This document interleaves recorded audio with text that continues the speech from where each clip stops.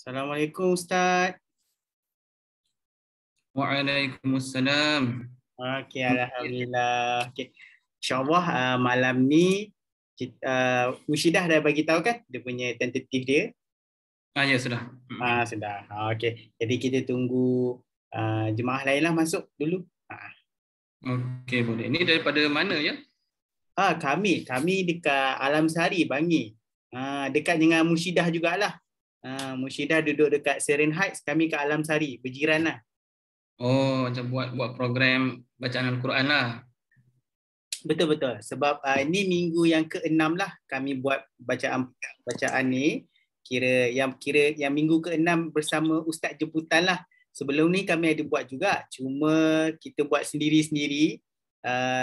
Cuma orang kata bacaan tu mungkin kurang sempurna lah.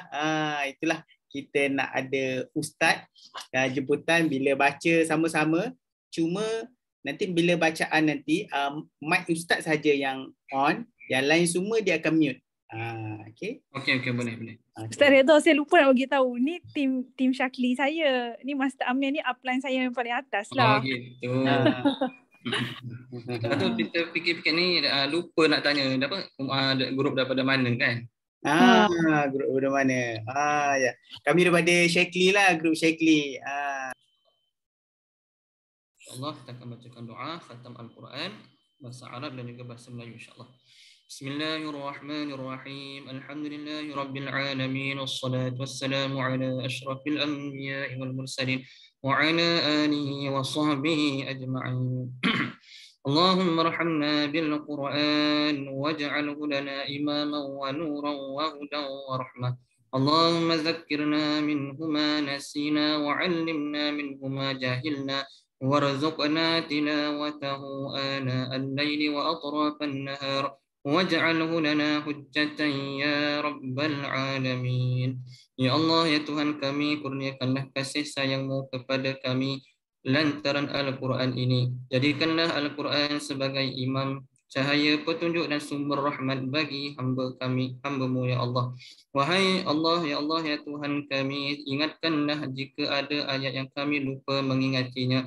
Ajarkanlah ayat yang kami tidak memahaminya. Kurniakanlah kenikmatan membacanya kepada kami sepanjang waktu, sama ada tengah malam maupun tengah hari. Jadikanlah Al-Quran sebagai hujjah bagi kami, ya Allah, ya Rabbal Alamin. Allahumma aslih lana dinana alladhi huwa ismatu amrina, wa aslih lana dunyaya allati fiha ma'ashina, wa aslih lana akhiratana allati fiha ma'adina, waj'alna الحياة زيادة لنا في كل خير وجعلنا الموت راحة لنا من كل شر. Ya Allah, ya Tuhan kami, kurniakanlah kebaikan dalam beragama kepada kami yang merupakan kunci kehormatan bagi kami. Kurniakanlah kebaikan di dunia kepada kami yang merupakan tempat kami menjalani kehidupan kami. Kurniakanlah kebaikan akhirat bagi kami yang merupakan tempat kami kembali. Jadikanlah kehidupan kami sentiasa lebih baik. Jadikanlah kematian sebagai kebebasan kami daripada semua keburukan. Allahumma ja'alna khaira umrana akhirahu wa khaira amalana khawatimahu wa khaira ayyamana yawma alqaka fihi. Allahumma inna nas'aluka 'ishatan haniyatan wa mitatan sawiyatan wa maraddan ghaira mukhzin wa la fadhihin. Ya Allah, ya Tuhan kami, jadikanlah umur paling baik di penghujung umur kami. Jadikanlah amal paling baik kami di penutup amal kami. Jadikanlah hari-hari paling baik bagi kami saat bertemu denganmu ya Allah. Ya Allah, ya Tuhan kami memohon kepadamu kehidupan yang baik, kematian yang baik, dan tempat kembali yang tidak menyedihkan dan terhindar dari segala keburukan. Allahumma innana nas'aluka khairal mas'alati wa khairal du'a wa khairal najah wa khairal ilm wa khairal amal wa khairal sawab wa khairal hayah wa khairal mamat wa thabbitna wa sakkil mawazina wa haqiq imanana wa rafa' darajatana wa taqabbal salatana wa ghfir khatayana wa nas'aluka al-'ula minal jannah. Ya Allah, ya Tuhan kami, Kami memohon kepadamu permintaan yang paling baik, doa yang paling baik, keberhasilan yang paling baik, ilmu yang paling baik, amal yang paling baik, pahala yang paling baik, kehidupan yang paling baik, dan matikanlah kami dalam kematian yang paling baik. Kuatkanlah kami, beratkanlah timbangan kebaikan kami, wujudkanlah keimanan kepada kami, tinggikanlah darjat kami, terimalah solat kami, ampunilah dosa-dosa kami, dan kami memohon syurga yang tertinggi darimu ya Allah. Allahumma inna nas'aluka mujibati rahmatik wa azaima maghfiratik wassalamata min kulli is wal ghanimata min kulli bir wal fawza bil jannah wan najata minan nar. Rabbana atina fid dunya hasanah wa fil akhirati hasanatan wa qina azaban nar. Sallallahu ala sayyidina Muhammad wa ala alihi wa sahbihi wa baraka wa sallam. Walhamdulillahi Rabbil Alamin. Taqabbalallahu minkum.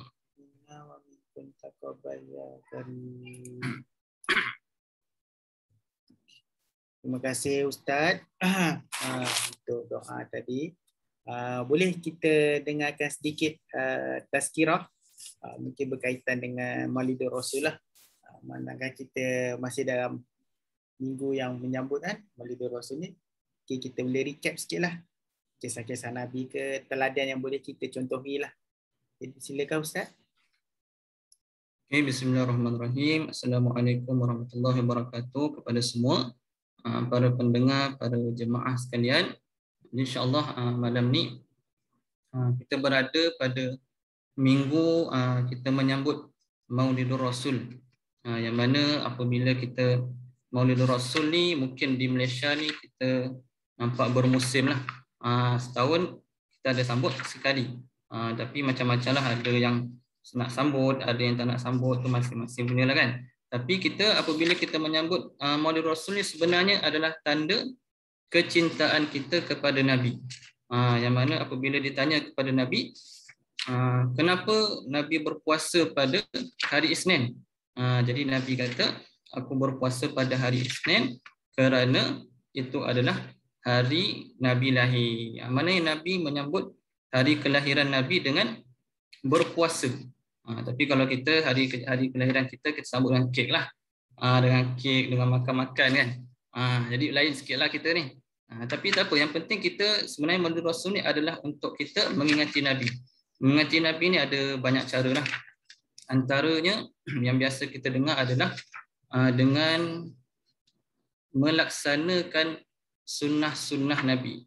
Melaksanakan sunnah-sunnah Nabi. Maksudnya apa yang Nabi suruh, apa yang Nabi larang, apa yang Nabi suruh kita buat, apa yang Nabi larang kita tak buat lah.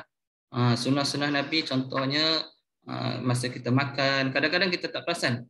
Sebenarnya apa yang kita buat daripada kecil dulu sebenarnya adalah bertepatan dengan yang Nabi buat sebenarnya. Tapi sebab kita tak belajar, kita tak tahu Nabi buat macam tu, jadi kita pun tak tahu, oh sebenarnya ini adalah sunnah Nabi, kita tak tahu. Jadi kita buat tu saja-saja je, tak ada niat pun, yang tu kita mengikut Nabi.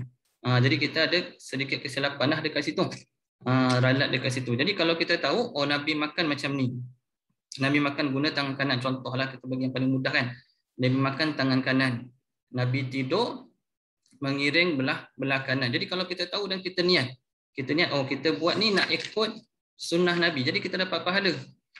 Tapi kalau kita buat tu tanpa kita tahu, oh, Nabi sebenarnya macam tu juga, jadi kita pun tak tahu Nabi buat macam tu, kita pun tak ada niat nak ikut Nabi, jadi pahala tu tak dapat. Itu kita kata setiap perbuatan tu bergantung kepada niat kita.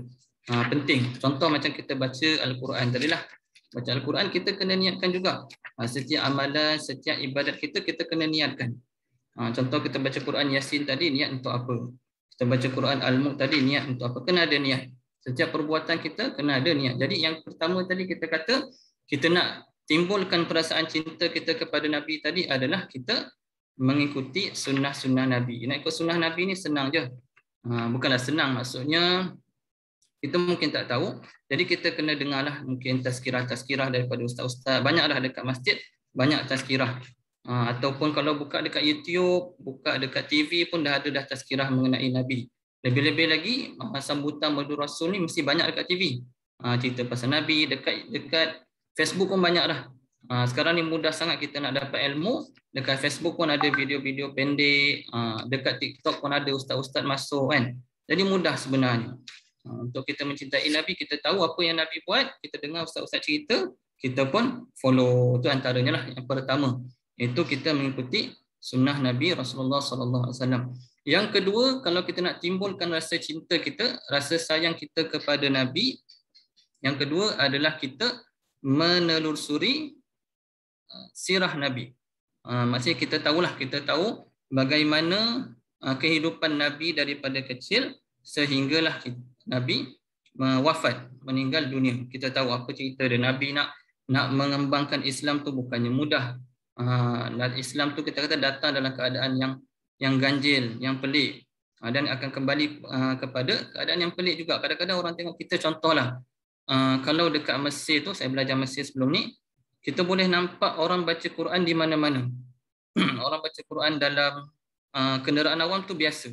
Orang baca Quran tepi jalan, dalam kenderaan awam dia baca, tengah naik train pun baca Quran. Tapi kalau buat dekat Malaysia, pelik sangatlah. Tengok, kenapa pula baca Quran dalam train ni kan? Ni nak belagah lah ni budak ni. Macam tu jadi. Padahal benda tu benda baik. Tapi kalau kita tahu, kalau kita dengar sirah Nabi, tazkirah berkaitan dengan sirah Nabi, kita nampak bahawa Al-Quran nak bawa Islam tu bukannya mudah. Banyak yang Nabi dapat tentangan-tentangan daripada orang-orang kafir Quraisy. Jadi kalau kita baca sirah Nabi, kita akan tahu betapa susahnya Nabi membawa Islam, dan kita akan timbul rasa cinta dan rasa sayang kita kepada Nabi. Yang ni kita sukalah. Bukannya mudah. Kita ni alhamdulillah, lahir-lahir kita dah lahir dalam keadaan Islam. Ini nikmat yang paling besar lah. Nikmat yang paling besar, kita lahir dah dalam keadaan Islam. Tak perlu kita susah-susah nak cari Islam. Maknanya contohlah, kalau kita lahir-lahir dalam, kita bukannya agama Islam, macam mana? Kalau kita lahir-lahir kita agama lain.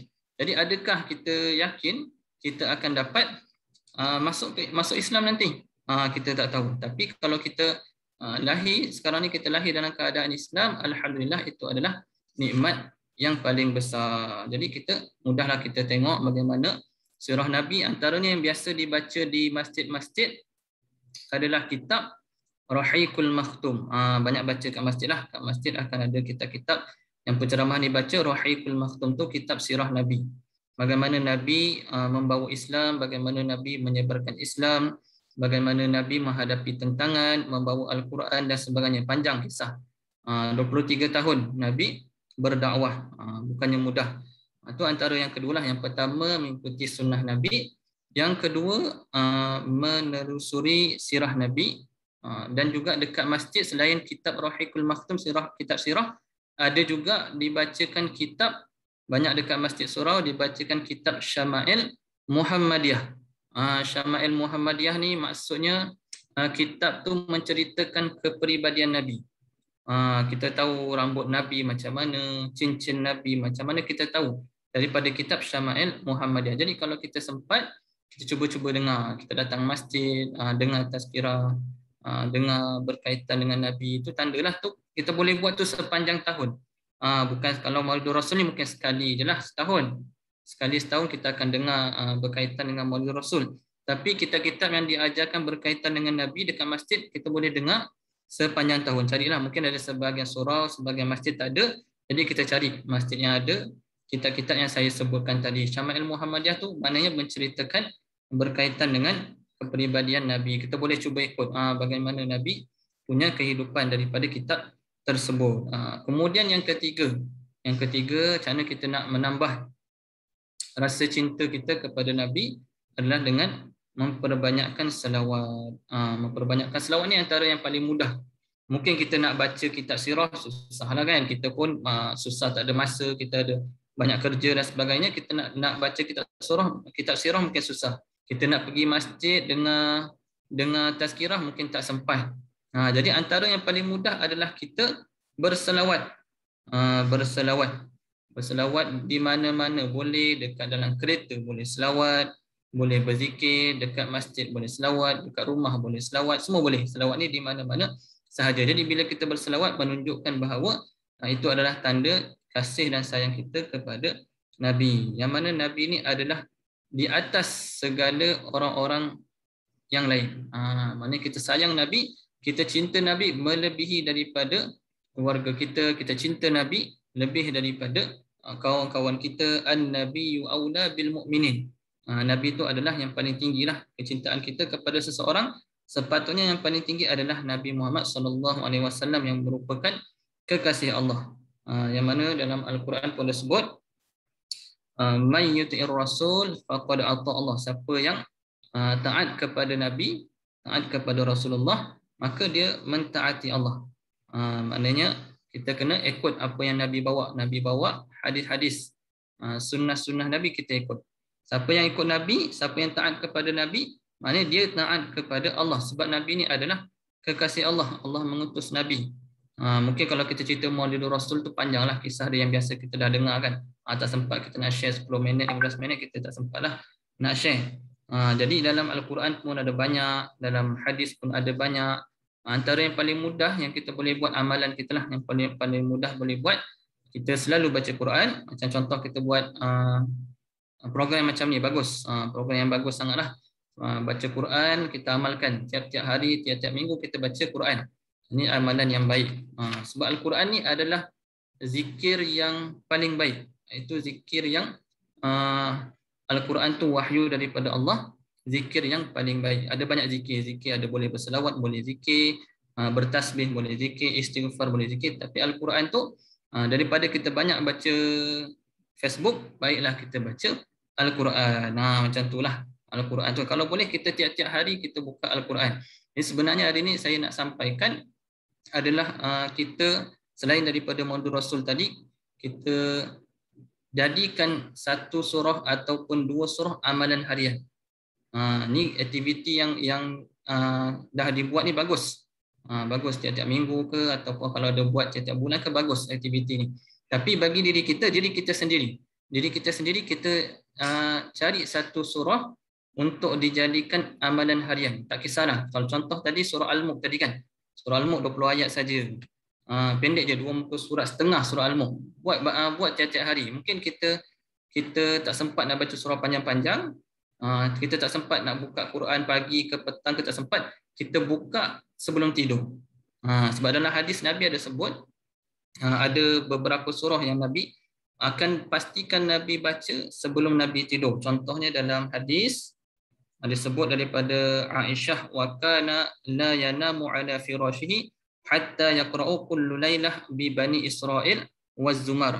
Yang mana disebut Nabi tidak akan tidur di atas tempat pembaringannya, di atas katilnya pada setiap malam kecuali setelah Nabi baca surah Al-Isra dan juga surah Az-Zumar. Itu dalam satu hadis lah. Maknanya Nabi akan baca dulu surah. Kalau kita tak sempat sangat nak baca apa-apa ayat Quran pagi, petang, sebelum tidur, atas katil, biasa kita tengok handphone kan, kita tukar. Baca Al-Mulk. Contohlah kita baca Al-Mulk. Nabi baca surah Al-Isra dan Zumar. Dalam hadis lain, sesungguhnya Rasulullah SAW tidak akan tidur melainkan setelah membaca surah As-Sajadah dan surah Al-Mulk. Sebab tu Al-Mulk ni kita amalkan. Biasa kita dengar ustaz kata, amalkan baca surah Al-Mulk sebelum tidur. Maknanya kalau kita tak dapat buat banyak, buat satu yang kita amalkan setiap hari. Sebab kita nak jadikan amalan ni supaya kita dapat istiqamah. Istiqamah ni yang paling susah. Kadang-kadang kita baca Quran, hari ni contoh kita baca Quran banyak ni. Surah Yasin, Kahfi, Al-Mulk. Contoh kita baca 3. Tiba-tiba esok hari Jumaat tak baca. Sabtu, Ahad, Isnin, Selasa, Rabu tak baca. Khamis baru baca balik. 6 hari tak baca, sehari je baca. Macam mana? Dia yang paling bagus amalan ni biar sedikit tapi istiqamah. Maknanya buat sikit-sikit tak apa. Hari ni baca 2 muka surat, esok baca 2 muka surat. Ikutlah kita mungkin tak sempat, mungkin ada jaga anak ke, bekerja ke, setidak-tidaknya kena buka Al-Quran setiap hari. Kalau kita tak mahir lagi baca Quran, mungkin kalau kita baru belajar nak baca Quran ataupun baru belajar Iqra, sebab saya baru-baru ni ada diamanahkanlah untuk ajar orang baca Iqra. Kuis dekat kuis di amanah saya diamanahkan ajar orang baca Iqra, orang dewasa. Orang dewasa baca Iqra umur 40 lebih, 50 lebih belajar Iqra daripada Iqra 1. Maknanya kita nak kata tak ada terlambat. Belajar Al-Quran ni tak ada kata terlambat. Umur dah pencen pun baca, belajar daripada Iqra pun ada juga. Saya ditanggungjawabkanlah untuk ajar Iqra. Jadi kat situ maknanya kita ada masa untuk belajar, cari masa untuk belajar Al-Quran tu daripada awal. InsyaAllah sampai masa kita akan mahir membaca Al-Quran. Saya punya nenek seorang masih hidup lagi, umur lebih kurang dalam 96-97 macam itulah nenek saya. Dia tak boleh baca Quran. Dia tak mampu baca Quran sebab dia orang lama dulu kan, mungkin masa tu belum banyak lagi lah ustaz-ustaz mengajar agama ke apa. 90 lebih umur dia, tak boleh baca Quran. Tapi dia boleh baca satu surah. Dia boleh baca surah Al-Ikhlas sahaja. Dia boleh baca surah Al-Ikhlas. Dia pandai baca Qul huwallahu ahad. Tu dia pandai. Satu surah pendek tu, 4 ayat. Jadi nenek saya ni dia sebabkan dia tak boleh baca Quran, dia pandai surah Al-Ikhlas sahaja. Dia baca satu hari Al-Ikhlas tu 1000 kali. Bayangkan, di maknanya dia sebab biasalah kat rumah bila nenek kita bukan yang tahu nak buat apa kan. Di rumah makan, sembahyang sunat selalu, qiyamul lail, solat, baca Quran tak boleh. Nenek saya dia baca Al-Ikhlas tu 1000 kali sehari, amalan dia lah. Amalan dia duduk rumah, duduk atas sejadah, baca 1000 kali sehari. Dia amalkanlah setiap hari. Jadi saya nak sebut kat sini biar kita ada amalan harian. Mungkin ada yang amalan harian baca Quran, silakan. Amalan ni kita tak perlu ikut orang. Kita tahu kita punya kemampuan. Kemampuan masing-masing berbeza. Amalan mungkin kita mampu baca satu muka surat sehari, baca satu muka surat. Jangan tak baca. Kalau mampu berzikir je, berzikir setiap hari. Buat amalan tu tetap. Kita tetapkan amalan kita setiap hari. Jadi kita jadikan amalan, tak kisahlah surah Al-Mulk ke, surah surah Al-Kahfi ke, surah Yasin ke, kita amalkan setiap hari. Jadi saya nak share dekat sini, itu amalan yang boleh kita amalkanlah daripada Nabi. Seperti mana Nabi juga ada amalan harian dia baca Al-Quran. Dan juga kita cuba yang kedua, kita cuba datang ke masjid. Datang ke masjid ni kita dapat solat berjamaah, kita dapat dengar tazkirah, kita dapat berzikir. Banyak kita dapat kalau datang ke masjid, banyak faedahnya insya-Allah. Jadi itulah sedikit sebanyak saya punya perkongsian insya-Allah malam ni berkaitan dengan Muhammad Rasul, amalan Nabi, bagaimana kita nak mencintai Nabi, jadikan sesuatu ibadat sebagai amalan. Biar sikit tak apa, asalkan istiqamah. Seperti contoh baca Al-Quran satu surah satu hari, ataupun kita cuba hadir ke masjid, insya-Allah mendapat manfaat yang banyak. Wallahu a'lam. Terima kasih Ustaz atas perkongsian. Ni ada satu soalan yang bertanya. Tadi ada Ustaz ada sebut Rasulullah dia menyambut hari kelarian baginda dengan berpuasa, iaitu pada hari Isnin lah. Jadi kalau kita nak berpuasa juga pada hari lahir kita, tak ada masalah ke dengan niat nak follow Rasulullah? Macam mana Ustaz? Boleh? Kita punya puasa sunat, kita boleh ikutlah. Ada beberapa yang diamalkan dalam Islam, contoh hari Isnin, hari Khamis, hari Jumaat, ada hari-hari yang kita boleh puasa. Kemudian hari putih, hari tengah-tengah bulan tu ada 13, 14, 15. Jadi bila hari-hari yang bertepatan dengan sunnah Nabi, insya-Allah kita dapat pahala lah sebagaimana Nabi. Tapi kita masih juga boleh berpuasa pada hari-hari yang lainnya. Cuma macam contoh kita biasa dengar puasa setahun, puasa sehari, berbuka sehari, puasa sehari, berbuka sehari, boleh kita nak puasa selang sehari kan? Selang sehari ada, kita biasa dengar tu kan. Jadi kita boleh puasa, tapi dengan niat, biar kita dengan niat kalau bertepatan dengan Nabi punya hadis, amalan Nabi, insya-Allah akan mendapat sebagaimana pahala yang Nabi dah anjurkan. Wallahu a'lam. Itulah yang boleh saya jawab sikit. Okey. Tapi biasa kita menyambut dengan makan kek biasanya. Sekali sepi kita makan. Jadi untuk salah satu tadi ada 3 cara lah tadi Ustaz sebut tadi kan, cara untuk kita ingat pada Rasulullah lah. Dan semoga dengan apa amalan yang kita lakukan, ada yang hadis mengatakan nanti kita akan jumpa balik Rasulullah tu, dia tunggu kita nanti dekat pintu syurga kan Ustaz? Kan? Jadi insya-Allah semoga kita istiqomah dengan apa yang kita lakukan pada hari ini. Kalau ada kurang, kita perbaiki, dan yang penting macam Ustaz cakap tadi, buat satu amalan satu untuk kita lah, diri kita. Yang tu saya tak terfikir pula kan, benda tu macam bila Ustaz cerita pasal kisah nenek tadi tu pun kata betul juga kan. Sebab itu dari amalan masing-masing.